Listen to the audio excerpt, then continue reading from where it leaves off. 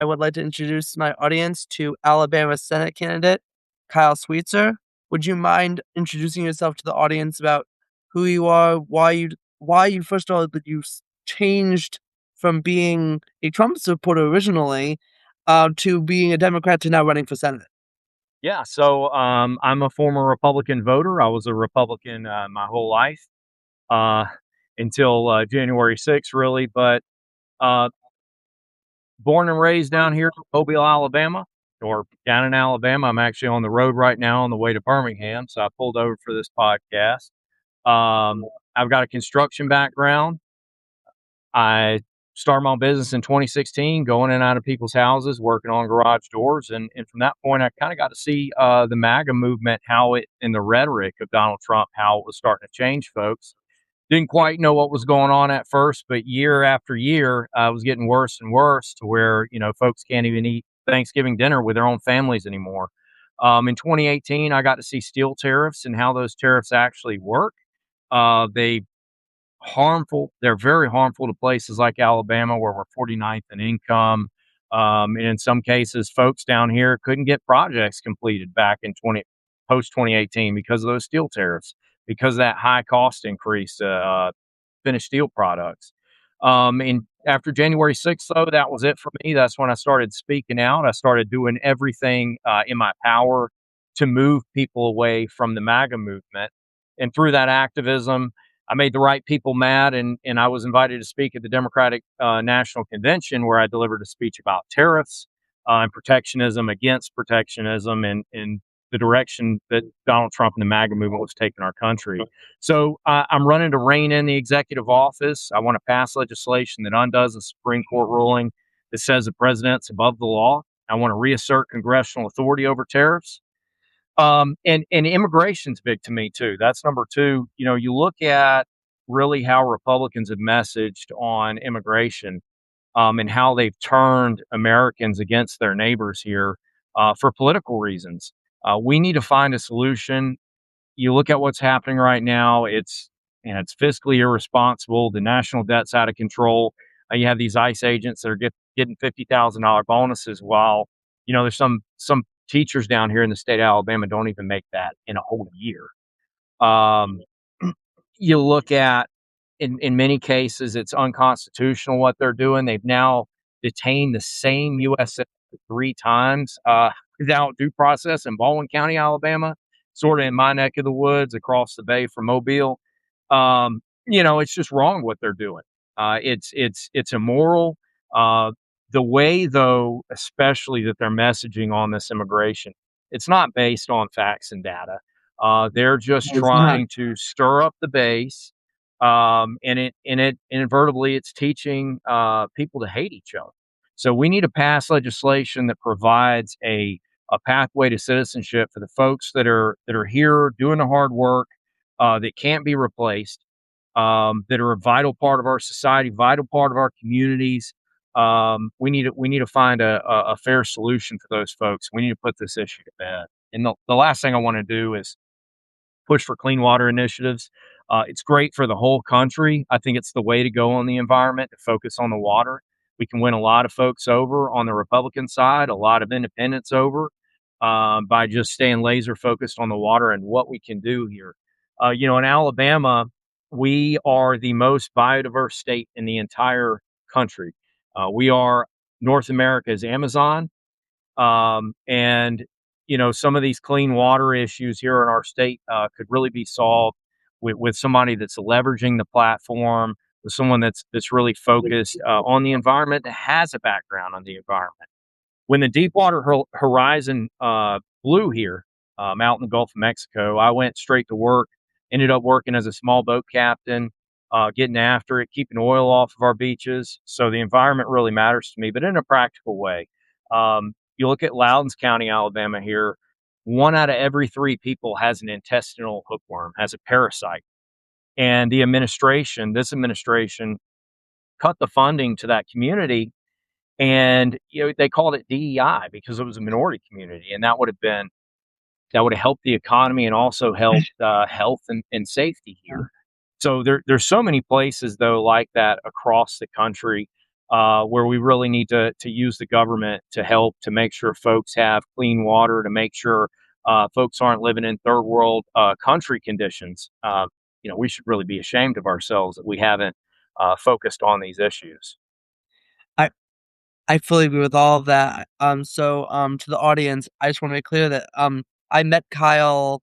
Wow, it's been a year and a half or so. We met at the 2025 Principals First Conference, and I can't believe that was only at the start of the Trump administration second term.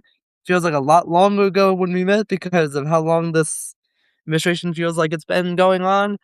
Um, what would you? Because one of the big, we've seen a lot of former Republicans move to the Democratic Party, either as running as Democrats or just speaking out in terms of endorsing Democrats.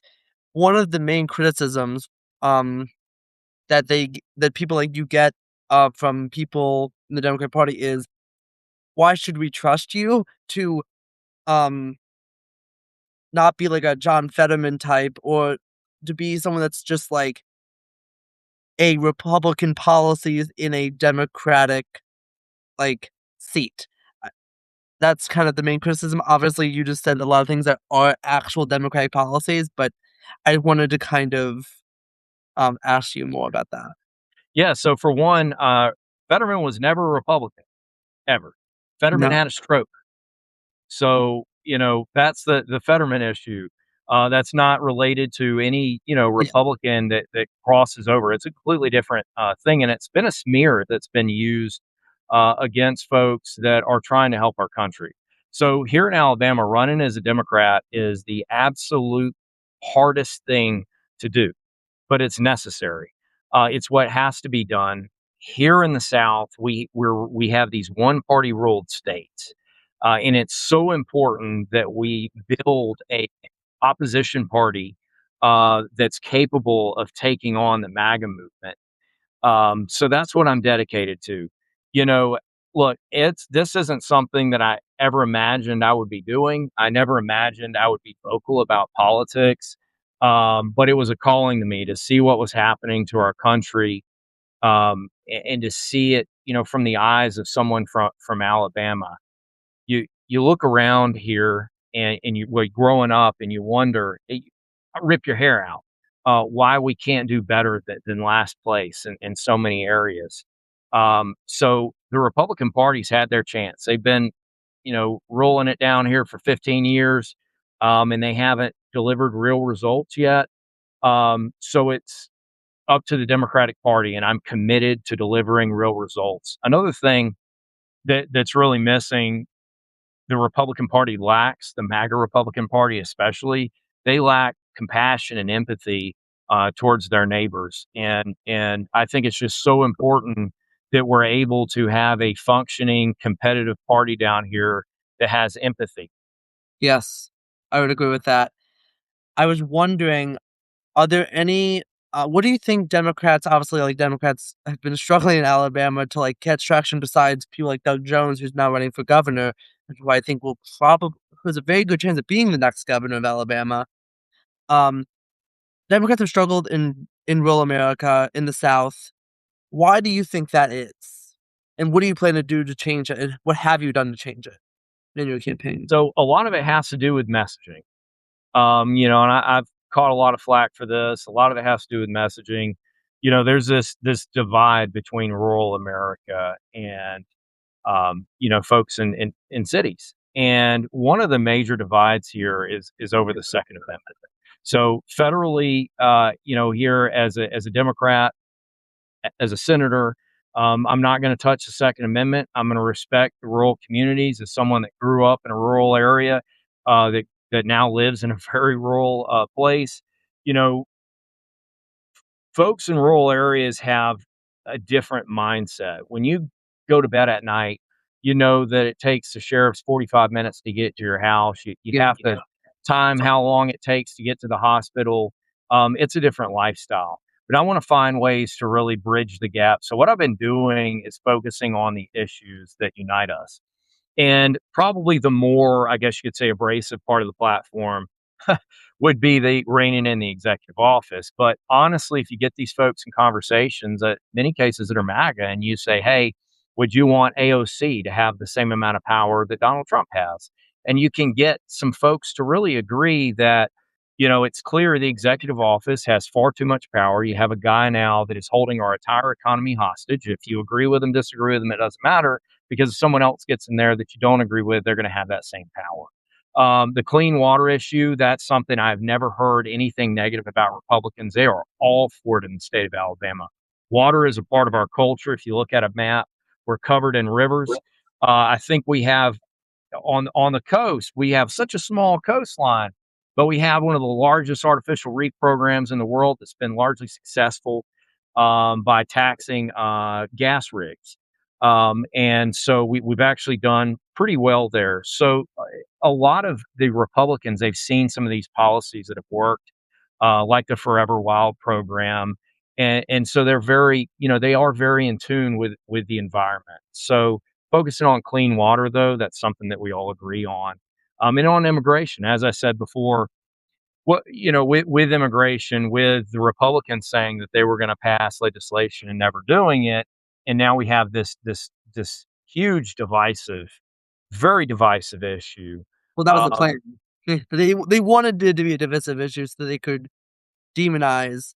There was a bill that Joe like, Biden yeah, yeah, that Joe Langford, Biden yeah, had Langford, yeah. and Langford, despite Trump being president, that's one thing that Langford, every time he's asked about it, sticks by. I was asked by Donald Trump to abandon it, and it died. So, yeah. So here's what's so interesting about that whole thing. So Trump ran this campaign about going against the deep state, whatever that is, in his definition. And Trump himself came out at a press conference and bragged about sinking the border deal as an unelected official at the time. So he was not an elected official. So he basically bragged that he controlled the Republican Party while not being elected to sink that border deal, so they could campaign on this, and push that hate and whip up the base. And they raise a ton of money off of it. Yeah, one as you mentioned, like, there's all these different things. You just said that you think that you can get, Republicans to agree on.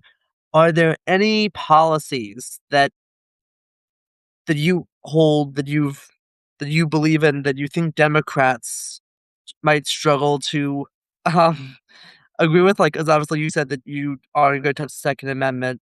Does that mean, like, are there any sort of, gun control things that you would support, or does that At this time, no. Look, in the state of Alabama, if you want to be realistic, that I wouldn't even use that word. What we could do is we could talk about safety and getting more gun safes in people's homes, and I think a way to do that is through tax credits. I know some other states have done it on the state level. I don't know if it's possible on the federal level, but I will certainly push for it, like a $500 tax credit to get more gun safes in homes. And that's something Republicans would love. Democrats would love, to get some gun safes in homes. But outside of that, I'm not going to touch the Second Amendment. Here in Alabama, it's just too important to people. There's so many rural folks that you can win over, but the minute you start touching the Second Amendment, you lost them. Yeah, one other question, this is another thing that gets people very animated on both the left and the right when it gets brought up, is we know that when you're the nominee, that Republicans are going to paint you as a communist, a socialist, a woke, all the things. Um, how are you gonna deal with, like, the cultural issues that they're bound to throw at you? Like, they threw at Kamala, they threw at Joe Biden, they throw at any Democrat that has a pulse. They just they go on trans issue, they go on gay marriage, they whatever they decide to go on that day. How would you deal with the culture issues part of the campaign that's come bound to come? Well, what's interesting about that, in my background as somebody that works in construction, is not a career politician. I don't have a voting record, so good luck. These are guys that are now very moral. I guess maybe it's flattery to copy the campaign in a way. He put out an ad. It's absolutely terrible. It is terrible. It's like the Dukakis thing almost years ago. You should go watch it. But he gets in a bulldozer and he has brand new shiny boots on, Oh and gosh, it's can't just do that. it's so out of touch because he's been in DC for what, 6 years, and he's been a politician for 15 years total, just completely out of touch. And his previous background, I think he owned a trash company, a garbage service. So that's like this huge stretch. It's not the same thing. So we're just going to hammer them on being disingenuous. They're trying to look like genuine Alabamians, and none of the folks that are front runners on the Republican side, I don't think that they're going to be able to pull that off. Heck, Tuberville lives in Florida. Yeah, I think that I will say, I was very disappointed when he decided to pull out of the Senate race because I think that that would have been a fun race to watch between you and Tuberville. I think that he would have, because like you said, he lives in Florida. Like that's how he should be governor. I don't think it's gonna work out for him, but we'll see. So you have Barry Moore, and then is Steve Marshall. I'm assuming Steve Marshall. Is he the Secretary of State? Is still in the race?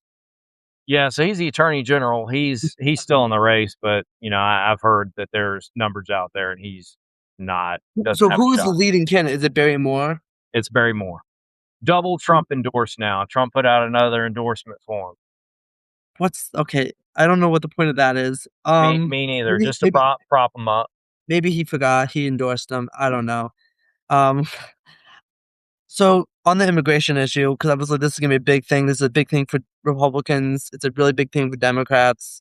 For the exact same reasons, Republicans are trying to make it seem like they didn't fail the issue that they had um capitalized on in the last election that they mainly won on. They've now lost that issue. A popular thing in Democratic politics is whether or not what to do with ICE.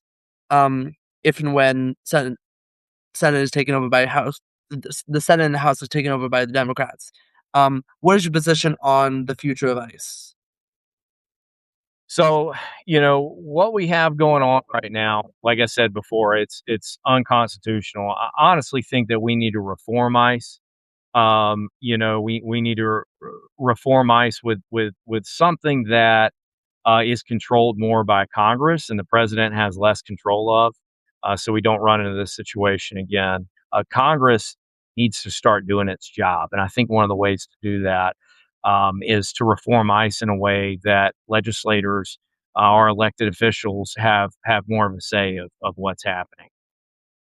Agreed. I think that one of the biggest things that any Democrat running for office, whether they're running in Alabama, they're running in California, or wherever they're running, is bringing back control of the Congress. Congress growing a spine and taking back the power that the Constitution gave to them 250 years ago. Um, I think that we've seen in both parties the Congress give power to the president, the executive, for decades now, and it didn't have like disastrous effects. Like it might have policy differences, but now we see where that can lead under Trump. We've seen Trump decide to, funny enough, after all the stuff that Republicans go after Democrats for calling them socialists, he's sure has bought a lot of um, stake in Intel and other tried to take over various businesses. It seems to be very problematic. Very not truly not conservative. I think that have you gotten any luck trying to talk to like like lifelong conservatives like formerly yourself about how Trump is not Not a actually conservative. he's never really been one, but especially in the second Yeah. term.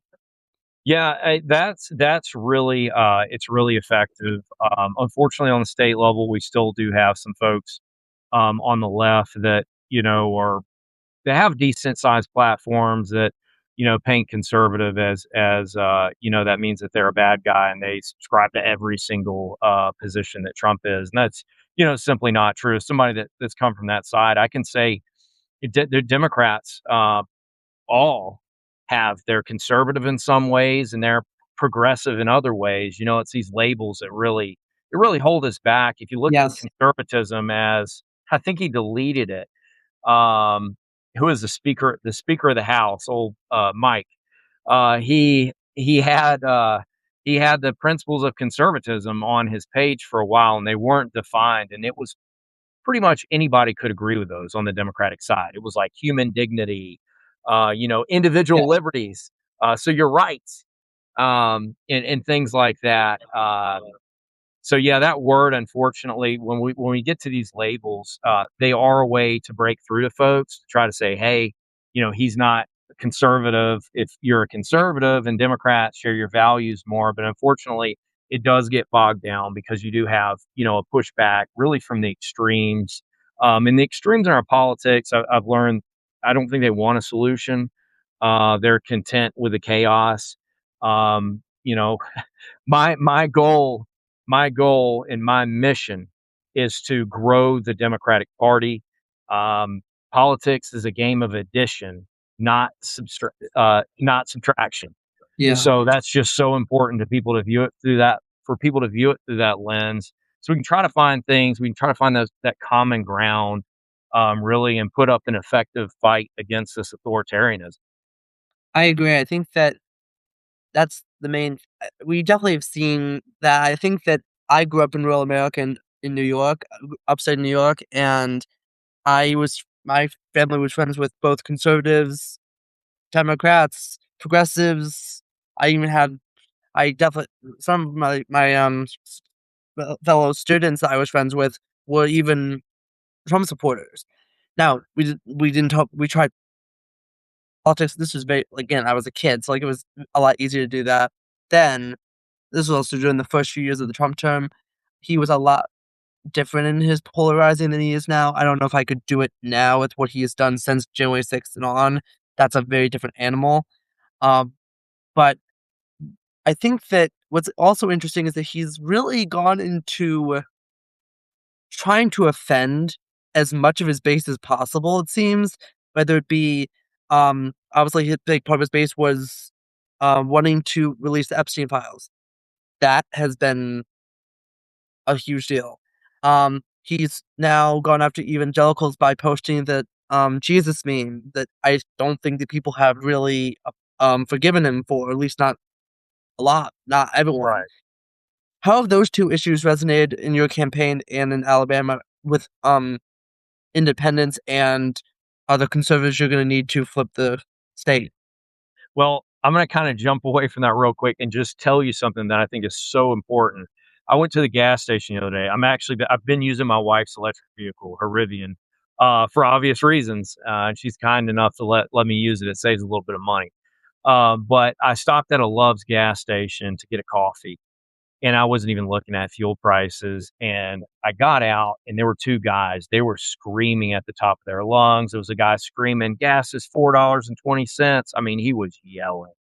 Uh, and to hear that, sort of really frames the election the way that it needs to be framed.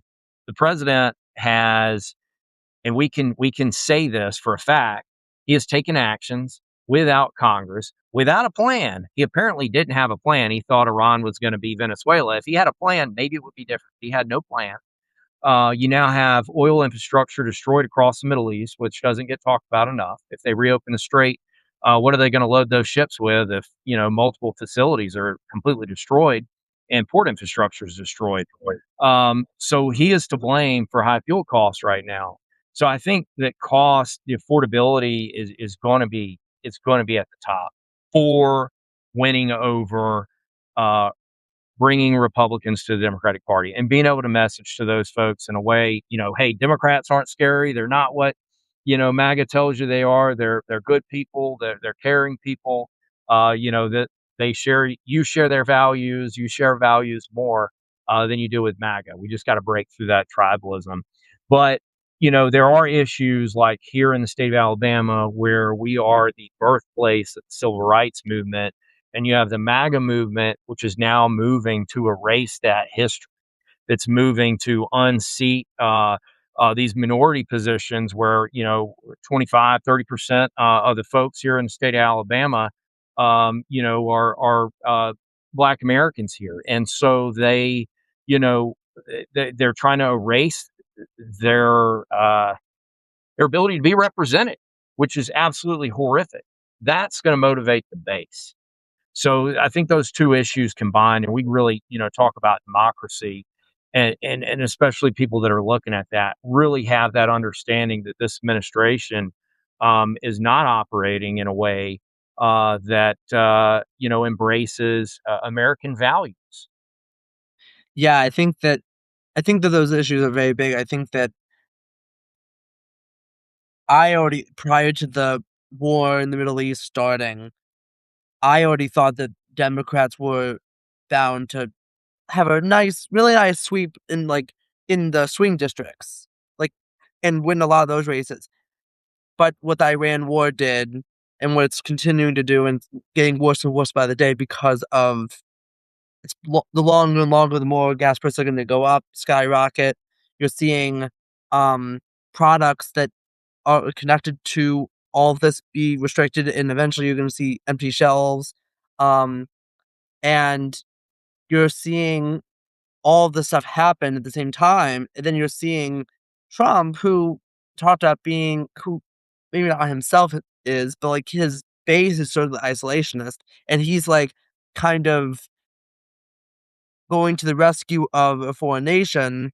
He chose it himself, of course. Like Netanyahu didn't control it. He wanted to go to the war because he wanted to he thought it was Venezuela, and Venezuela was successful. It was legal because of he didn't tell Congress, he didn't get approved by Congress, but it was successful in immediate somewhat.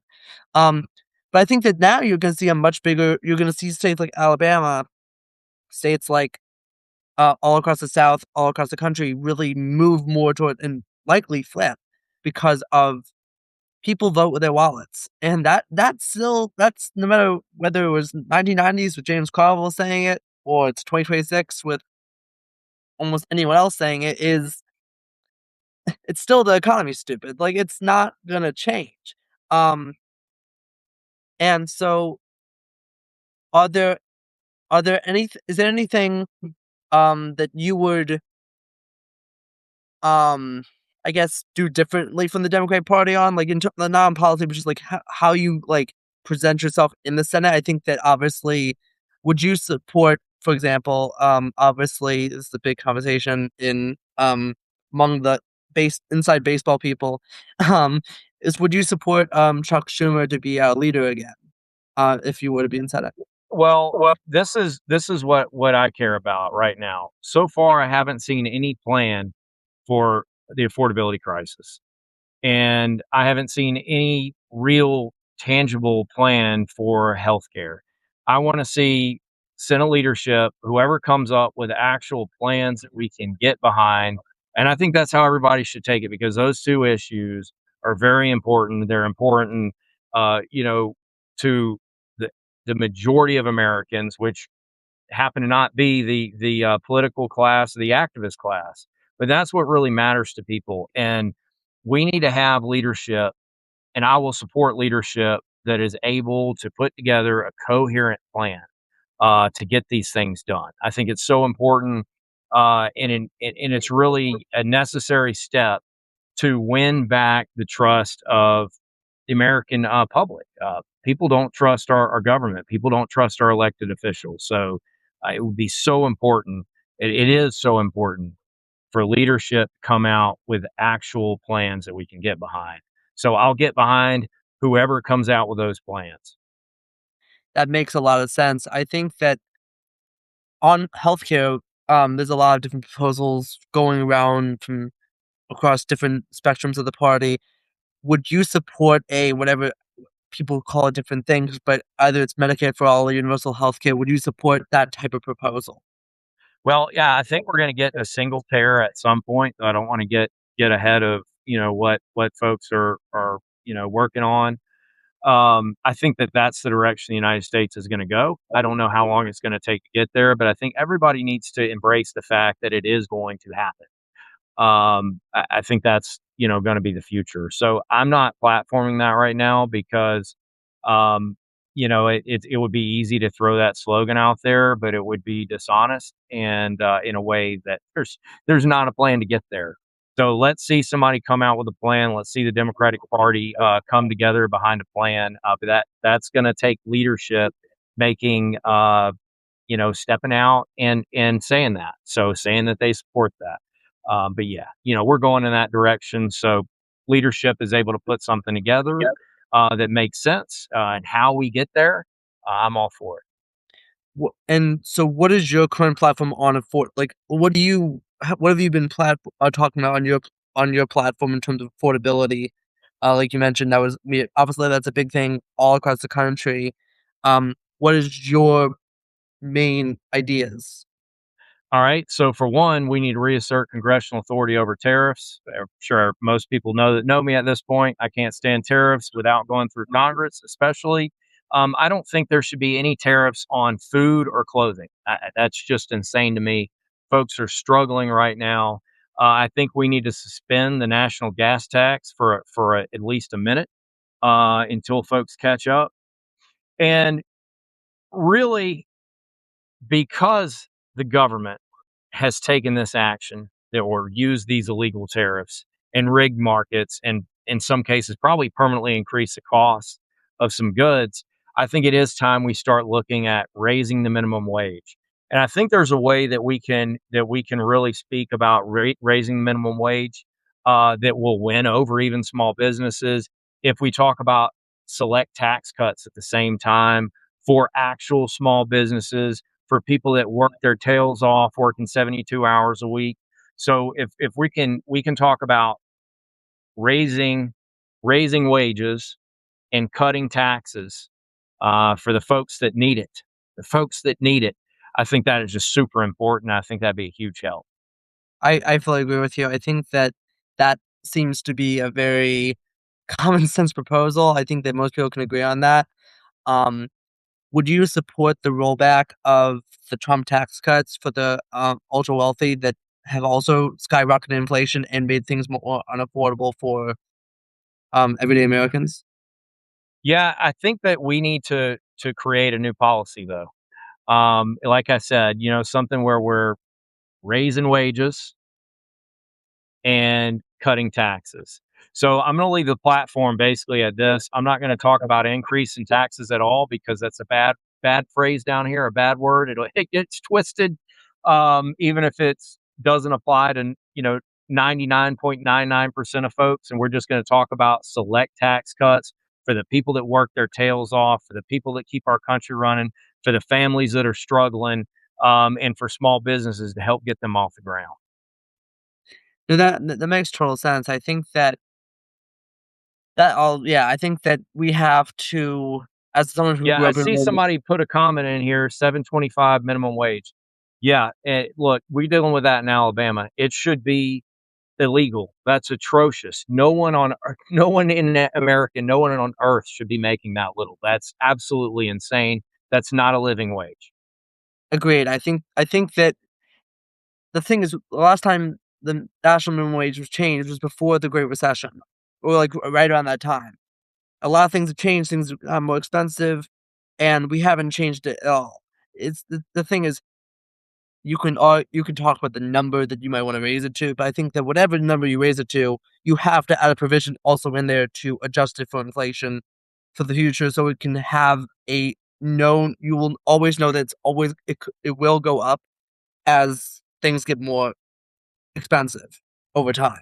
I Yeah, think, but I think I think it's so important too, especially down here in Alabama when they talk about, well, things cost less here. But not anymore. You've had these folks, in some cases, folks like Elon Musk and other, select billionaires that have used the government or corporations use the government to rig markets in their favor and increase their profits ultimately. So now we should, be able to use the same levers to make sure that it's fair for the people that have essentially subsidized these folks. And that's the way I look at tariffs. Tariffs are a tax that consumers ultimately pay that are subsidizing someone else's projects. yeah, I think that I wanted to get to the courts, because obviously in the last week and a half we've seen the Supreme Court, you mentioned this earlier, totally destroy majority minority districts. And we've seen Alabama. Um, I don't know if they've gone after both um black members of Congress, black Democratic members of Congress, or if they're just going after Yeah, one. Are they going yeah. after both? Well, they were originally talking about a 6-1. Now they're talking about a 7-0. So Okay. six Republican, one Republican. Now they're talking about a 7-0. So yeah. I mean, it's just absolutely I think sad. that I was I one my thought process has been that this type of thing, because like it's very jarring to go from like having two black members of Congress to having zero, which is seems to be the likely situation at least in the short term. Um, and I think that while their representation might be taken out unless the courts step in for Alabama, which I'm not going to hold my hopes out for, given they just ruled this way a week ago, I think people are going to move that representation where they want to vote and speak their mind, where they can't do it in the House race. Well, they can. You can't gerrymander a Senate seat.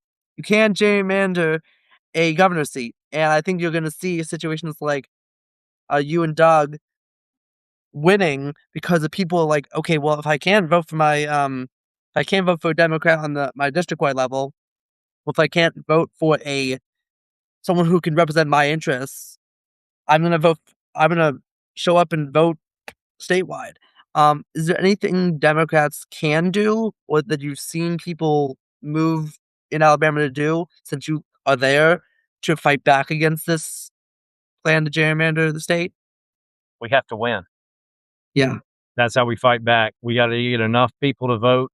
We have to win. We have to go out into these rural communities that have been left behind because they vote 70% Republican. We have to go out to those communities and move them 60-40, 60, 40, and then make sure we flip places like Mobile, which should be a Democratic stronghold, but it votes Republican. We've got to put the work in. We've got to message right. We've got to meet people where they're at. And we've got to present something to them that's not alien, something that's not from out of the state, something that resonates with people here. And that's a platform of, if you work hard, then you should do well in life. It shouldn't be hard on you. You shouldn't be working two jobs or 72 hours a week and barely being able to pay your bills or to not be able to go on vacation with your kids. So the American dream is dying. I think that is the message really to folks. It's very obvious now, and I think we just need to hammer it over and over and over again. We've had the same people in power here, and they failed to deliver, and things just keep getting worse. I fully agree with you. I think that I grew up in a very I like that I grew up in a rural area. I grew up in very conservative area. Whenever I was campaigning for whatever Democrat I was campaigning for Congress or whatever it might have been, I had dealt with three different situations. One, the enthusiastic voter that was already gonna vote for my candidate. Two, the I'm not gonna slam the door in your face when you tell me you're supporting a Democrat, but I'm gonna listen to you. I'm gonna be polite, and then I got the a door slam. How because just based on the fact that I said I was supporting a Democrat, not even before I get to the candidate's policies, just the label. How do you 'cause, like, obviously, we have a situation not just in rural America, but just, like, in the country itself, the Democratic Party label is toxic, even to, like, swing district people. It's not a label you wanna necessarily associate yourself with normally, unfortunately. How have you fought back against that when to, like, get to the point where you can actually explain your policies and explain how you're different than how people might view it that way? How do you get past that point? Well, I think optics helps a lot. I look like somebody that works in construction and I talk like, somebody that's from Alabama. So Yeah. using language that people can relate to, talking like a real person and being genuine. Like I said earlier, Republicans now they're taking the path I think that most people view Democrats as, which is disingenuous in the past. And you got Barry Moore, who's been a career politician for 15 years, making videos, putting on brand new work boots and riding around on a bulldozer like he works in construction when he doesn't. So I think being genuine is so important. So I went and I spoke at a union hall, and I talked about hunting and fishing, and somebody tried to check me on it, and after a little bit, he realized that I knew a lot about fishing because I've done it my whole life. Um, I think having someone that is genuine, that has lived a life that the majority of Alabamians have lived on the ticket is so important. Um, to be able to break through in messaging. It sounds so simple, but it's very important to start to let some regular folks represent people as it was intended to be originally. I fully agree with you. I think that when people can tell that, like, you know what you're talking about on, like, just, like, everyday, like, kind of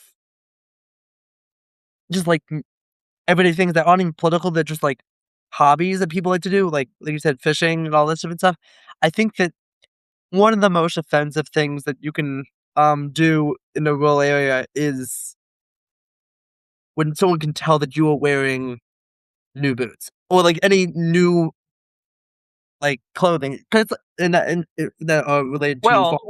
Look, it's like this. So You can obvious. be, you can be whatever your background is, but don't be disingenuous. The Don't try to be something that you've never been, because people can see through it. People are a lot smarter than what many of these, I don't know if it's strategists or folks in politics think. People are pretty smart. Yes. They might be misguided, but they are pretty smart. They see through this stuff. So just be genuine. If you want to support, the construction industry or construction workers, go out and talk to them and listen to them. The And if you post a video of you listening to them, Yeah. instead of trying to, pretend to be, a construction worker when you've been in Washington D.C. for 6 years and a career politician for 15 years, like Barry Well, Moore. this is very similar to how Trump did his, garbage truck and, McDonald's, server thing during the campaign. Now that it worked for him, it seems, because I don't know why, but it did.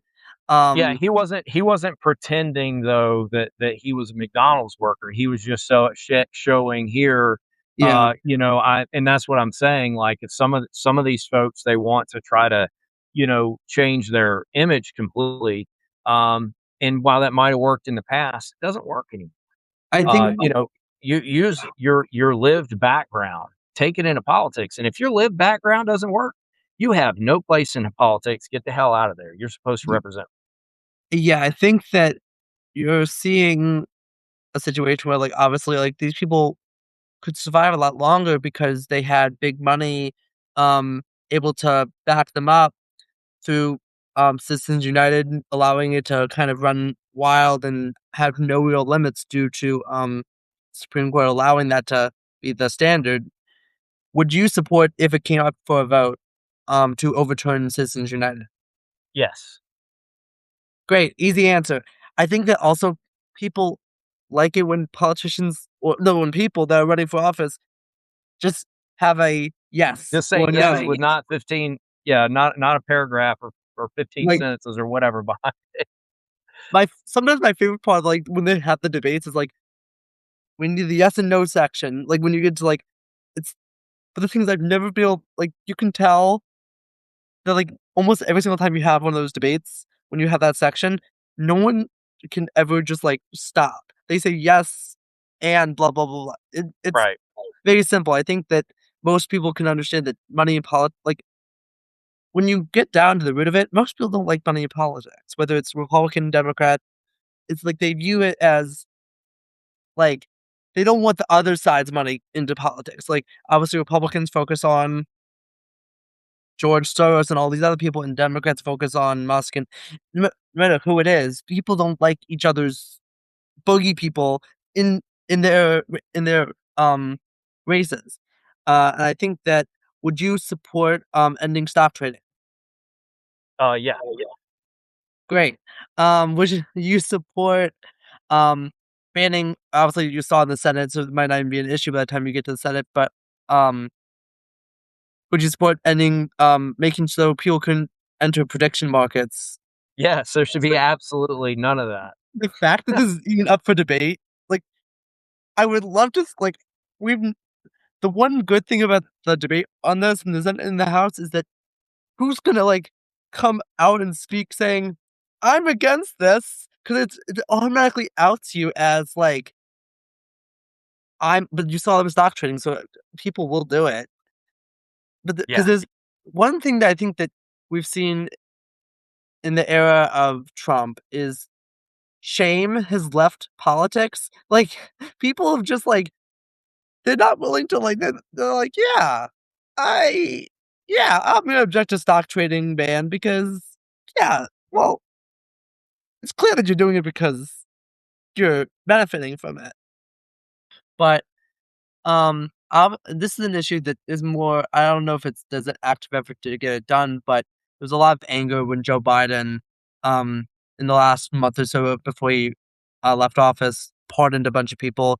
We've seen in the last year and a half, Trump's pardoned a lot of people that people didn't like and were awful, from January 6 criminals to, um, people that trafficked in drugs, whatever it might have been. Would you support, if it came up for a vote or in some sort of effort, curtailing the, power of the pardon, for the Yes. presidency? So I've said that on the campaign trail many times. That will require a constitutional amendment. Yes. I think we should definitely have the debate, and I support it. So it has to go through Senate, and some of these pardons have to be confirmed because back to the accountability thing, back to the president having too much power. He basically has a bunch of fall guys around him or women around him, and they can operate lawlessly because they know that he's just going to pardon Yeah, and it's a major problem.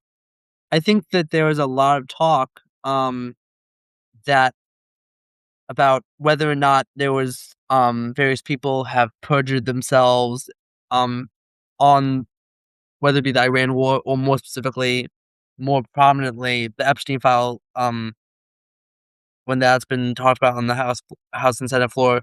It's been pretty clear through stuff that's come out that former Attorney General Pam Bondi lied about what she knew, what Trump's involvement in terms of, covering up the release of it.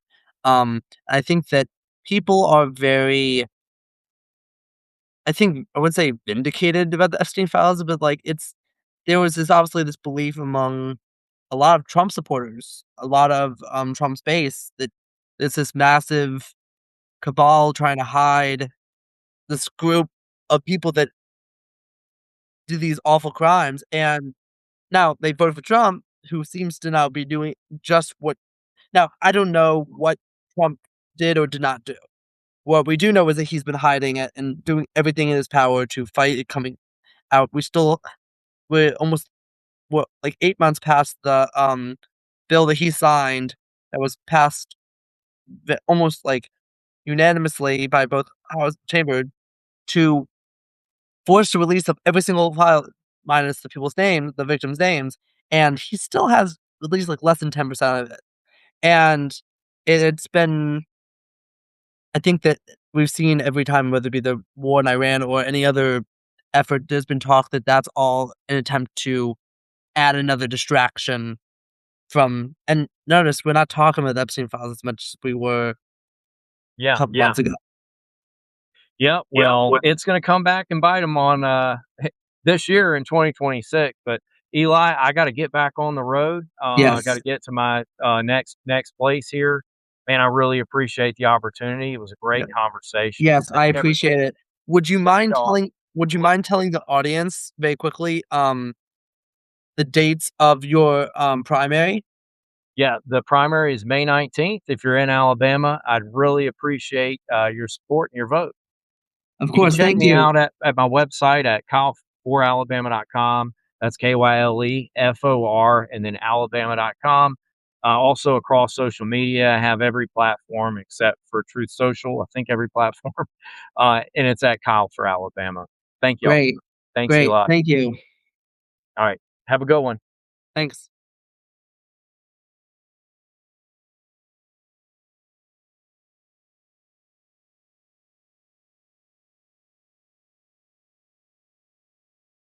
So, I hope you all enjoyed that long form interview.